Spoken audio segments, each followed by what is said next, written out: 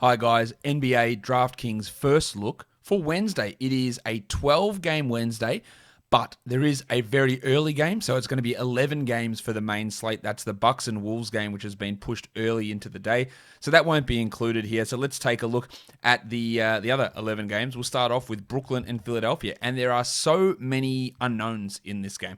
Not really from a Philadelphia point of view. Like we sort of know what's going on there, but we don't know whether LaMarcus Aldridge will return for Brooklyn. We don't know whether Kyrie Irving will return for Brooklyn. It's a back-to-back. We don't know if Kevin Durant or Blake Griffin will play. You'd have to assume that both of them don't play. So they could be down KD, Harden, Kyrie, Griffin, and Aldridge. Like that's a lot of players to be down. Plus, Chris Chiozza also hurt his hand today, and he'd been filling in as the starting point guard. Tyler Johnson is out.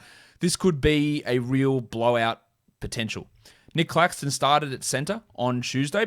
Inexplicably played the same amount of minutes as DeAndre Jordan. But if Aldridge, Griffin, Durant are all out, he's going to have to get minutes again. And at 3,100, I do like using him. He had 23 points today. That's good value at 3,100. Embiid's at 10,000. Look, even if he plays 26 minutes, I think he's going to smash that number. Look, he is going to annihilate whoever they put at center. I don't think there's... Andre Drummond annihilated the Nets centers, and Andre Drummond is not Joel Embiid. Toby Harris at 7,700. Yeah, not all that keen on it. I just worry that this, because the Nets could be without everybody, that there's some real blowout potential here. I do think looking at the Shark, Bruce Brown, is worth looking at, 4,800. Brownie had 35 points today. He's averaging 30 over the last three, and he's under 5,000. We know Harden's going to be out. We assume Durant's going to be out. Kyrie could be out.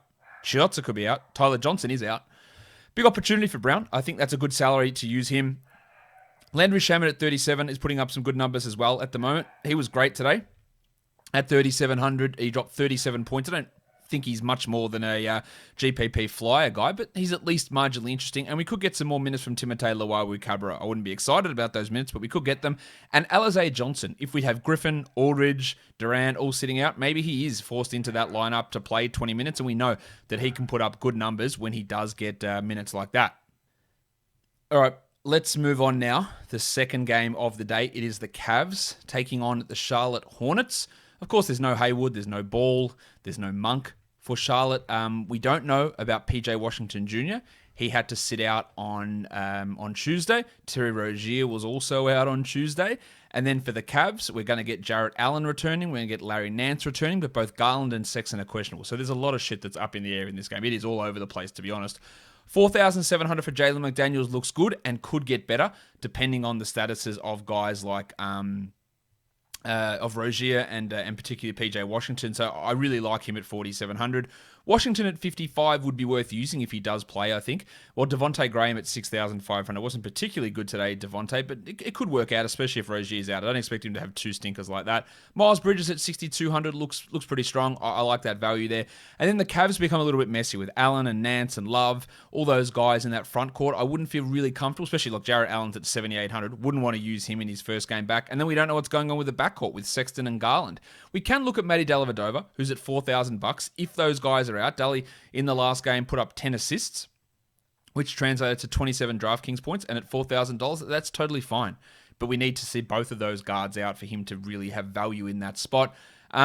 Realistically, this is just, there's so many ups or questionable type scenarios here that it is hard to get too much concrete evidence. That's one to really circle back to tomorrow when we get more information, or really close to game time before we figure that one out, because there is just a lot there. But we are going to be having Allen and Nance returning, which is going to crowd that Cavs front court.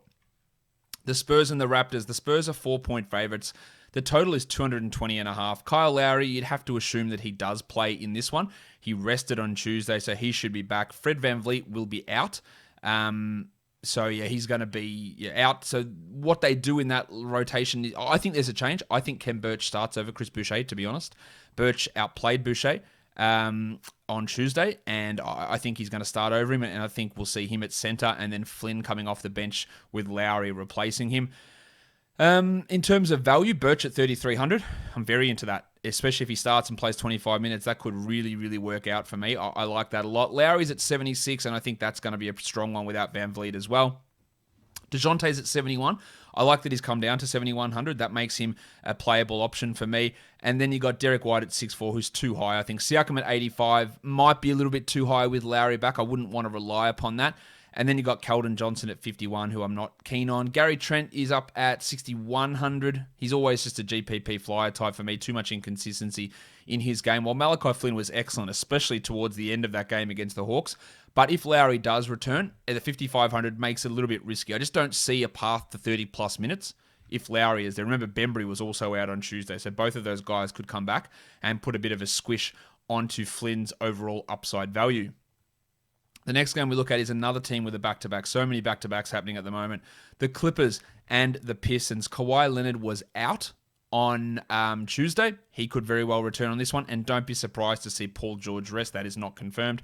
Serge Ibaka is out, so Ivica Zubac's at 5,400. He always looks like a pretty solid floor play at that spot, while Marcus Morris also playing at a high level, but he's another candidate to rest, so just watch that one. If Paul George does play and Kawhi doesn't play, we love George at 9,000. I think we'd look at Kawhi at 97 if it's the other way around as well, as being a pretty strong option. For the Pistons, Jeremy Grant is back while Dennis Smith is out. Grant's at 6,900. I don't mind that for Grant. I think that's not a bad salary to use him, even though he has had some struggles. While Corey Joseph, are they going to start him at point guard again? Almost definitely with no Dennis Smith. At 4,700, I'd be okay with using him. Same with Josh Jackson at 5,400, who's playing at a pretty high level, definitely outplaying Hamidou Diallo at this point. Although for some reason, why can't I see Josh Jackson's name on my list? What position have they got Josh Jackson listed at? Something stupid, yeah, power forward. All right, the starting shooting guard at the power forward spot. No worries, DraftKings. Reggie Jackson's at 56. I don't mind it. I'm not 100% in love with it, and I think Killian Hayes is an interesting GPP option if they just let him play the 27 minutes instead of Casey doing his absolutely ridiculous bullshit and playing him like 18 minutes, even though he is, of course, the future at that position. Let's go on to the next game. We've got the Knicks and the Pelicans. Finally, a game without a back-to-back involved. The Pelicans are 3-point favorites in this one, but we still have some uncertainty about who's actually playing.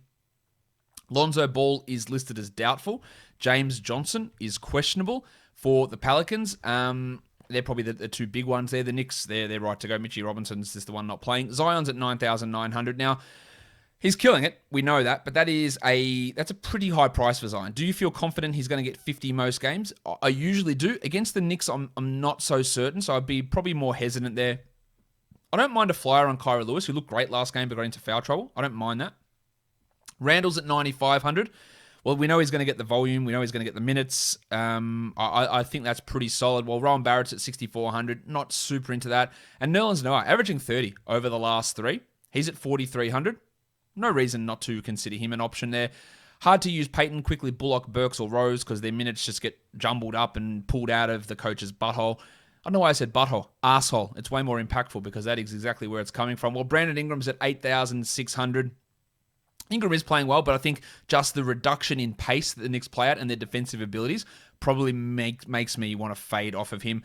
If we do have Lonzo out again, I don't know if they start Najee Marshall. I don't know if they start Wezawundu. Whichever decision they make is wrong because they should start Kyrie Lewis. But they could start either of those guys. You could take a flyer on them. I don't like that Marshall's up at 38 compared to Wundu's 33. But there probably is more upside in Marshall. But you'd want to hear who the starter is before you commit to value or to having those guys in any sort of lineup. The Orlando Magic, they take on the Chicago Bulls in the next game. Orlando got a couple of injury statuses we need to look at. Mo Bamba's questionable, while Chuma Akiki is also questionable. Now, of course, if Chuma's out, you're going to get more minutes for Gary Harris, more minutes for James Ennis. If Mo's out, that's a lot of minutes for Wendell Carter, and then Bobby Franks steps in probably as the backup center. Vanilla Tice, getting a lot of minutes, playing alongside Nikola Vucevic as well. 3,600, I don't mind that at all, and I think there's great value in Wendell Carter at 6,000, especially if Bamba does not play. Bumba's at 46, and if he does play, I would probably use him over Carter, but I wouldn't be 100% in on that. But I can see him easily putting up 25 to 30. While Vooch at 9,200, I think he'll have a pretty big field day against the Magic here. Levine's at 8,800. Love what he's doing at the moment, working a lot of pick and rolls with Vooch, and that's helping his assist numbers. So I like him at 8,800. Thad Young, hard to get behind. Same with Gary Harris. Terrence Ross is probably priced too high, and a little bit hard to see the right minutes there for RJ Hampton at this stage. Let us go on to the next game. We're looking at the Golden State Warriors. They are taking on the Oklahoma City Thunder. Kelly Oubre is doubtful. James Wiseman is out for the Thunder. It is a back-to-back for them. Isaiah Roby did return. We don't expect Shai Gilgeous-Alexander to play in this one. He's still out with that foot injury. Looney's at 3,700. He had 20 points in 31 minutes, which is a massive surprise to see Kevon Looney play that much. I don't mind him for a cash floor guy. I'm not sure the upside's exactly there. I do like Bazemore, though, without Oubre at 4,800. I think that works. While Steph Curry at 10,500, I think Steph's going to have another absolutely huge game. He's averaging 60 over the last 3. Darius Bazley's at 5,800, only really GPPs for me. Well, Lou Dort went off against the Jazz, but we can't trust that. And I don't believe spending 5,500 on Lou Dort is the greatest use of that sort of currency. Teo Maledon's at 5,400. Again, it's all right, but it's hardly spectacular. And Draymond at 6,900. I don't mind Green at 6,900. It's all right. Again, it's probably not going to be one of my highest priority ones to have a look at. Let's have a look. All right, next game. What are we looking at here? The Pacers and the Rockets is the next game up for us to take a squiz at. The Pacers are 5.5 point favorites. The total's 233 points. Christian Wood, 7,900. Sort of got back on track last game with 54 points. Well, that's definitely getting back on track. So I think he's worth looking at here. There is a chance that Miles Turner returns in this game, which reduces the output for Domantas Sabonis at 9,100. But if Turner is out again, 9,100 looks pretty good there. Levert's at 7,400. I think that's all right. I don't mind using Karras at that sort of salary. He's got some downside for sure, but there is enough upside. No Sterling Brown for the Rockets in this one. He's still dealing with that knee problem. Brogdon's at 71. I really like Brogdon at 71. I think there is good value in this matchup against Houston, while Kevin Porter's at 76. And I think that can work as well for KPJ, who put up a huge game in the last one. 54 fantasy points in that one for him. Not much else that I'm really getting too excited about in this one, though. The Mavericks, they are taking on the Memphis Grizzlies in the next game. Kristaps Porzingis should return. He was out last game resting, so he'll be back in business. No DeAnthony Melton, no Justice Winslow once again for Memphis. Well, Jonas Valanciunas, this guy is just tearing it up at the moment. He is putting up some absolutely huge numbers, averaging 57 points over the last 3. I really like him a lot here. Grayson Allen at 46, I think, is worth a fly. I wouldn't feel super confident in him, though.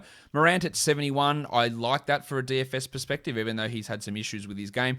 8,900 for Porzingis. Now, that's high, but we have to look at it and go, well, he's averaging 53 the last 3 games, and he's going to play here.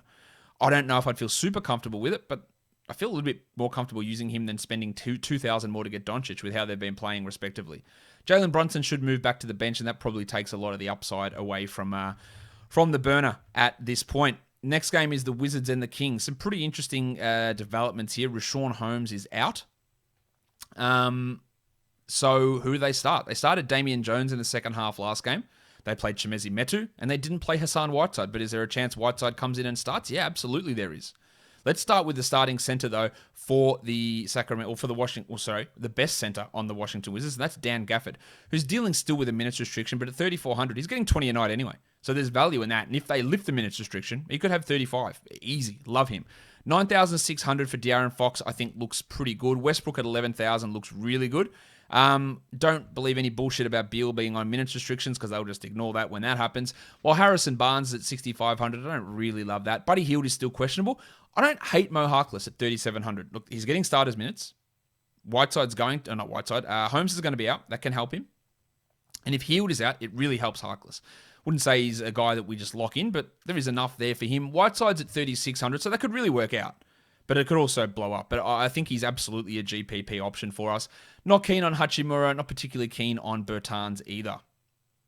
The last game of the day is the Miami Heat taking on the Denver Nuggets. That is that last game of the day in a big 12 or 11 game slate. Nuggets 4-point favorites, total 213, but of course no Jamal Murray. So who will be the starter and who will be the big beneficiary there at point guard? Let's start with Facu Campazzo, who's at 3,700. That makes a lot of sense to me. Morris is at 38. He hasn't been playing quite as well, but he is in the mix too. I wouldn't want to use both guys, but I'd probably lean towards Campazzo. Jokic at 10.6 looks great. That's massively strong for me. And I love Will Barton at 54 as well. I think he's going to absorb a lot of usage with Murray out. Aaron Gordon could get a boost in his usage, but let's be honest, he hasn't been particularly good. I think we can have a crack at him as a flyer GPP upside guy at 5,700. Butler's at 94. I'm not massively into that. Maga Porter at 72. I do like that one. That's quite a good price for Michael Porter. Adebayo at 83, wouldn't want to use him in this situation. And Kendrick Nunn at 46, I do think makes quite a bit of sense with Victor Oladipo sidelined. So let's have a look at all of these games and bring up the what am I looking at? Bringing up everything that's going on over there in terms of value across the entirety of the slate. I'm gonna go with Claxton. I like that one. I like Bazemore, Tice, Birch, Gafford, Valanciunas, Jalen McDaniels, Christian Wood, Zubats, Wendell Carter. A lot of big men here. Heaps of big men. Maladon, perhaps. Paul George, De'Aaron Fox, Devontae Graham, Kyle Lowry, Steph Curry, Russell Westbrook, Karis LeVert, DeJounte Murray, Grayson Allen, and Facu Campazzo. Guys, that'll do it for me. Don't forget, hit the notification bell, hit the thumbs up, leave your comments, subscribe, and also find my channel in the title and description, Josh Lloyd Fantasy Basketball. Guys, we are done here. Thank you so much for watching, everyone. See ya.